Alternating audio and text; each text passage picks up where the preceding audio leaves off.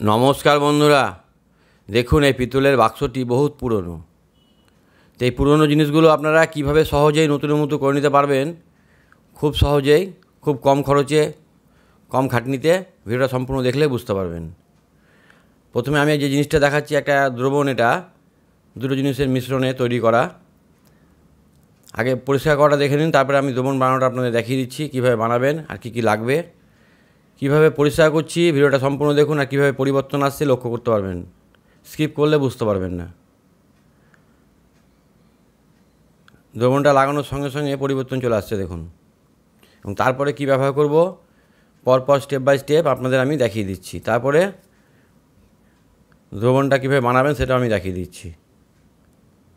প্রথমে কি করতে হবে, ব্রাশ দিয়ে ভালো করে দ্রবণটাকে লাগাতে হবে। যেহেতু এটা অনেক নকশা ডিজাইন আছে, সমস্ত জায়গায় লাগাতে গেলে হাত দিয়ে লাগাতে বা ব্রাশ দিয়ে না লাগালে সমস্ত জায়গায় লাগানো যাবে না। সেই জন্য আমি ব্রাশ দিয়ে দ্রবণটাকে আগে সমস্ত জায়গায় লাগিয়ে নেব। মোটামুটি একবার লাগানো হয়ে গেল। এবার এইটাকেও আমি আবার করে ডবল করে আবার পুনরায় লাগাবো। দেখুন,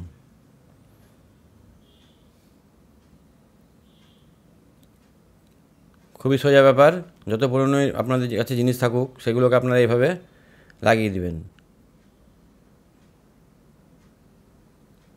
ব্রাশ দিয়ে লাগানো হয়ে গেলে আমি একটা পিপির সাহায্যে ঘষে ঘষে এবার ওই দাগগুলো তুলব।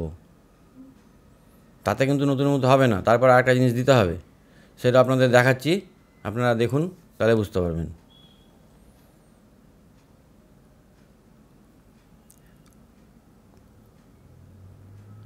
কীভাবে পরিবর্তন আসছে দেখুন, লক্ষ্য করুন কাজটা, তাহলে বুঝতে পারবেন। আস্তে আস্তে ওর গ্লেজটা কিন্তু খুলছে, পুরনো ময়লাগুলো কীভাবে কেটে যাচ্ছে দেখুন।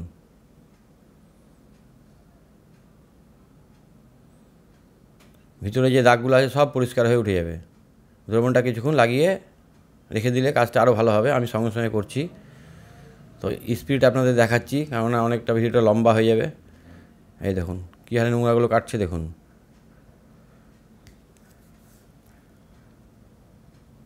তাড়াতাড়ি করে না দেখালে ভিডিওটা অনেক লম্বা হয়ে যাবে, এই কারণে আমাকে তাড়াতাড়ি করে আপনাদের দেখাতে হচ্ছে।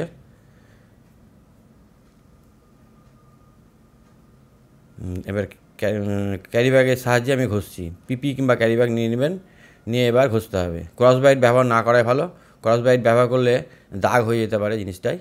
সেই কারণে আমি একটা পিপির সাহায্যে ঘষছি। ছোট্ট একটা পিপি নিয়ে নিয়েছি, বড় নিলে খাঁজগুলো ভালো পরিষ্কার করা যাবে না। পিপির সাহায্যে এবার দ্রবণটা দিয়ে ভালো করে আমি ঘষছি। ঘষা হয়ে গেলে এবার কী করবো, ধুয়ে নেব। ভালো করে ধুতে হবে, ভালো জলে ধুতে হবে। আমি এখানে একবার জলে ধুয়ে দেখাচ্ছি আপনাদের, কিন্তু আপনারা একটু 2-3 বার ভালো করে জলে ধুয়ে নেবেন। ধুয়ে নেওয়ার পর এবার কি করছি দেখুন, এবার যে জিনিসটা দেবো এর গায়ে সেটা হচ্ছে পিতাম্বরী পাউডার। এই যে এই প্যাকেট থেকে কেটে আমি ঢেলে রেখেছি কোটোতে, সেখান থেকে আমি পাউডার নিয়ে এবার এই বাক্সটার গায়ে সম্পূর্ণ জায়গায় লাগিয়ে দেবো। যেভাবে দ্রবণটা লাগিয়েছিলাম ঠিক সেইভাবে। তাড়াহুড়ো করে করা যাবে না, এগুলো সুন্দরভাবে করলে কাজটা আরও ভালো হবে। আমি আপনাদের তাড়াতাড়ি করে দেখাচ্ছি ঠিকই, কিন্তু আপনারা যখন একটু ধরে করবেন কাজটা আরও ভালো হবে। আমার চাইতেও ভালো আপনারা করতে পারবেন। এই দেখুন, ব্রাশের সাহায্যে এবার আমি ওই পিতাম্বরী পাউডারটা পুরো বাক্সের গায়ে লাগিয়ে দিচ্ছি। পিতাম্বরী পাউডারটা বাসনের দোকানে পাওয়া যায় 25 টাকায় 50 গ্রাম। এক প্যাকেট নিয়ে আসলে আপনার এরকম বাক্স 3-4টা পরিষ্কার করা যাবে, তারও বেশি। এই দেখুন, পুরো ব্রাশের সাহায্যে আমি পিতাম্বরী পাউডারটা পুরোটা কিন্তু লাগিয়ে নেব আগে। তারপরে আবার ওই পিপি কিংবা ক্যারি ব্যাগ দিয়েই ঘষবো। স্কচ ব্রাইট আমি ব্যবহার করব না। স্কচ ব্রাইটে ধার থাকে, পরিষ্কার হয় চেপে ঠিকই, কিন্তু দেখবেন তো দাগ হয়ে যায় একটা। পরিষ্কার করতে গিয়ে দাগ করে ফেললে তো হবে না, জিনিসটার তো গ্লেজটা ঠিক রাখতে হবে, নকশাগুলো ঠিক রাখতে হবে, তাহলে তো আপনার ঘষে পরিষ্কার করলে তো দাগ ঘরে জিনিসটা আরও খারাপ হয়ে যাবে।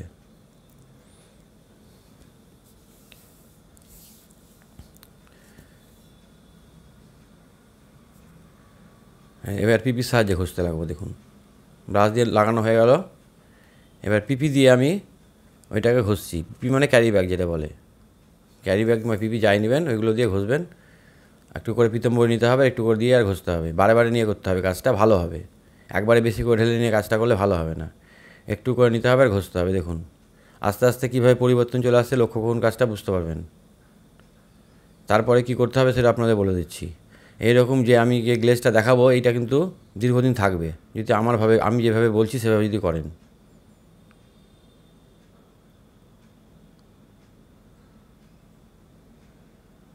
একদম ফ্রেশ হয়ে যাচ্ছে দেখুন।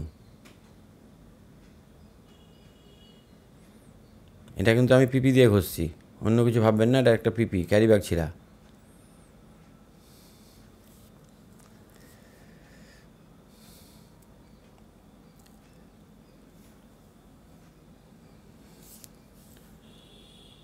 পুরো একদম মোটামুটি ফ্রেশ হয়ে গেল।